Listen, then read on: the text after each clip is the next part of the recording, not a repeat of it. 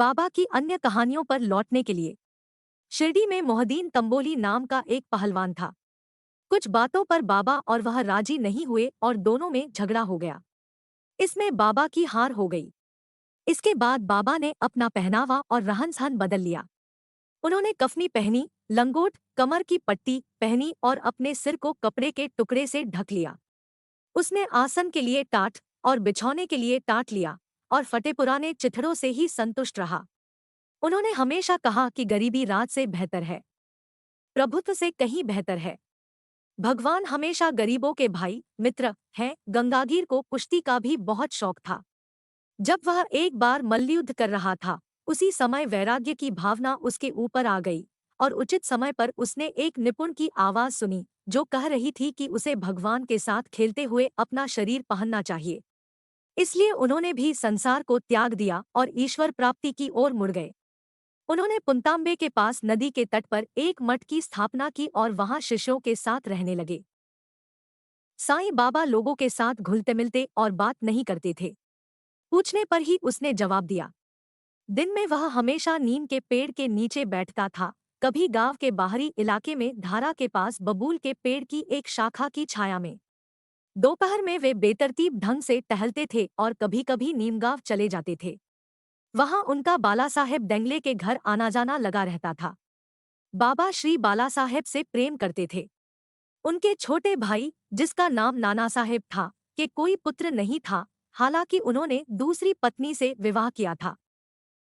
बाला साहेब ने नाना साहेब को साईं बाबा के दर्शन के लिए भेजा और कुछ समय बाद उनकी कृपा से नाना साहेब को एक पुत्र प्राप्त हुआ।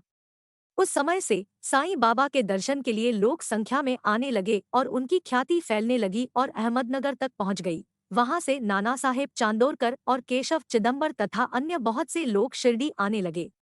दिन के समय बाबा अपने भक्तों से घिरे रहते थे और रात को एक पुरानी और जीर्णशीर्ण मस्जिद में सोते थे। इस समय बाबा की सामग्री में एक मिर्च, तंबाकू, एक तुमरेल, टिन का बर्तन, लंबी बहने वाली कफनी, उनके सिर के चारों ओर कपड़े का एक टुकड़ा और एक सटका, छोटी छड़ी शामिल थी जिसे वे हमेशा अपने पास रखते थे। सिर पर सफेद कपड़े का टुकड़ा उलझे हुए बालों की तरह बंधा हुआ था और पीछे की ओर बाएं कान से नीचे की ओर बह रहा था। इसे हफ्तों तक नहीं धोया गया। उसने न जूते पहने न चप्पल। दिन के अधिकांश समय के लिए एक टाट का टुकड़ा उनका आसन होता था। वह कमरबंद, कमर पड़ा पट्टी पहनता था और ठंड से बचने के लिए वह हमेशा एक धूनी पवित्र अग्नि के सामने दक्षिण की ओर मुंह करके बैठ जाता था और उसका बायां हाथ लकड़ी की रेलिंग पर टिका रहता था। उस धूनी में उन्होंने आहुति के रूप में अर्पण किया, अहंकार, इच्छाएं और सभी विचार और हमेशा अल्लाह मलिक, भगवान एकमात्र मालिक है, ने कहा। जिस मस्जिद में वे बैठे थे वह केवल 2 कमरे के आकार की थी, जहां सभी भक्त आते थे और उन्हें देखते थे। 1912 के बाद परिवर्तन हुआ। पुरानी मस्जिद की मरम्मत की गई और फुटपाथ का निर्माण किया गया।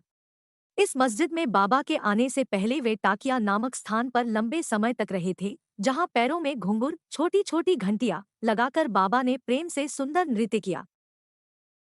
Thanks for watching. Please subscribe, like and share. Follow us on blog, Facebook, Instagram to improve our creativity.